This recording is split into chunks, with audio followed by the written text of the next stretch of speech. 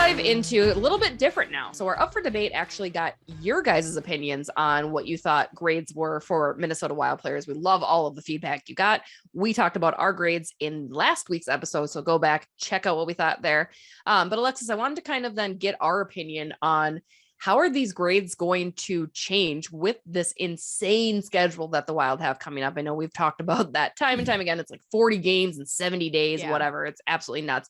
And not only that, but you have teams that you haven't really faced yet before, or seen too much of. Vegas and Colorado and St. Louis. Those guys are starting to get back into the fold, right? I mean, how drastically are some of these grades going to end up changing just due to the schedule, due to the opponents? Well, I think that I say this all the time. Your best players have to be your best players. And that's when it's the going is easy. That's when the going is tough. You have to have your superstars step up. And so I think that means that Kirill Kaprizov has to keep the pace he's at. Matt Zuccarello, Ryan Hartman have to keep the pace they're at. Jordan Greenway has to keep playing like he's been playing for the last couple games here since he, signed his new contract. Marcus Foligno has to keep, scoring like we've seen him score this season. You've got to have those guys be those guys. So I hope the grades don't change too much, but at the same time, I wouldn't be surprised if the scoring gets spread out a little bit more. And we've seen that over the course of the season where Wild have been able to roll four lines and get, score early on in the season. It was their third and fourth lines who were scoring more than their top lines were. So I wouldn't be surprised if the scoring gets spread out a bit more. But you do have to have your star players be your star players. The one area that I will say grades could change, and I gave this area a higher grade than you did, Jesse. Goaltending. This is going to be the toughest stretch of the whole season. Because if the goaltenders can't step up, and I say goaltenders plural because they're going to have to be playing both of them about equally for the remainder of the season here. If the goaltenders can't step up, that's going to be an area where I'm going to drop that grade because it's going to be a tough stretch of games. They've got, I think, 3 back-to-back sets here in the next couple months. 2 of those are on the road. One of them's at home later in the season. So you need your goaltenders to step up. And that's the area I think grades could waver the most for this Minnesota Wild team. What about you, Jesse? So are you thinking the goaltending goes down from your previous grade? I think it has the most potential to. So it's going to go down though. Well, it can't go up because I gave them an A-. So it could be an A. It could be an A. It could have true confidence. It could too. I mean, if they just go lights out here down the stretch, I mean, that's possible too, but it's going to be the toughest stretch for sure. I think I'm less concerned about defense and offense just because we know how tough tight stretches of games can be for goaltending, especially if you don't have a great duo and you have to rely on one goaltender more heavily than the other. What do you think, Jesse?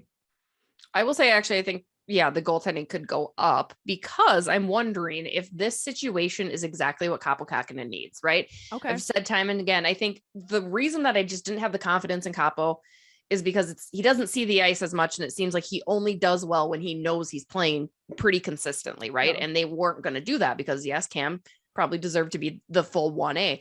I'm not confident, obviously, again, that they're both 1As necessarily. Like, I just think they're very meh, but I think maybe that will better Kaapo. Maybe he will mentally be better because he gets to have much more consistency in his gaming. And again, I mean, you could say, oh, well, of course, that's a stupid take, Jesse, because of course, if he plays more, he'll be like, no, not necessarily. Like last year, they tried to play him a little bit more and it didn't work out. This year, he has to play more. You have back-to-backs and every other night, it's freaking insane.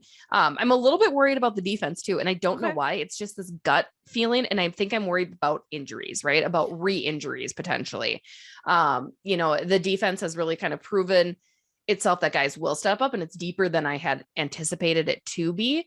But for some reason, I just kind of have concerns about maybe a Spurge getting hurt again or one of your top 4 guys going down. And not to say that Johnny Merrill and Dmitry Kulikov or Kalen Addison cannot step up and Jordy Ben as well.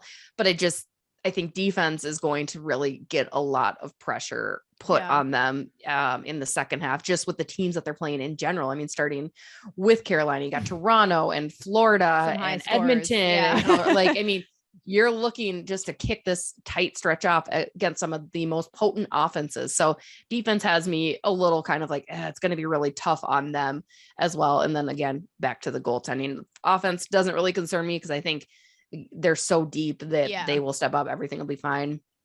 Yeah, I think so that's injuries kinda is what I a great think. point, which I hadn't really put too much Yeah. stake in or hadn't really thought about, because anytime you start playing more and more and more, your body's going to wear down, especially later on in the season when you've already been playing There's a just no full rest. schedule. Yeah, you have no time for your body to get back into the swing of things. I mean, I tweeted this this morning, actually. I looked at the schedule, and for the remainder of the season, there's only 5 instances for the next 2.5 months where the Wild have 2-game break in between, or 2-day break in between games. Other than that, they play every other night. That is an insane schedule. So injury is definitely something you have to be worried about. And even if you have a player go down for a week, at this point, they're missing 5 games. I mean, that's what we're looking at here. So it's a very good point you brought up there, Jesse, and something, Wild fans should be a little worried about, just because it's very possible. It's inevitable, I think, really. Yeah. Like, I just, again, you need that time to relax your muscles, to just mentally, letting your mind rest and time to recoup and recover. And it's going to be tough. It really is going to be tough. Earn those paychecks, boys, I guess, right? Like, and you need them healthy for the playoffs too. So you don't want them so worn down that even if they play incredible down the stretch, like, I would still be worried going to the playoffs that, we might not be seeing it as fans, but how are they feeling? Are their bodies and their minds okay and ready for playoff hockey, which is going to be the more intense hockey than the stretch is going to be. So, it's going to be a lot, but it should be fun. And if you love hockey, you're going to get a lot of it. It's going to be great. It's great. Yeah. Yeah, exactly.